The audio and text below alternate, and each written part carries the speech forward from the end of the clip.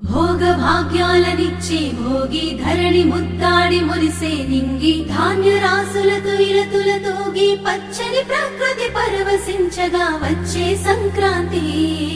Sankranti ఓ ఓ, ఓ,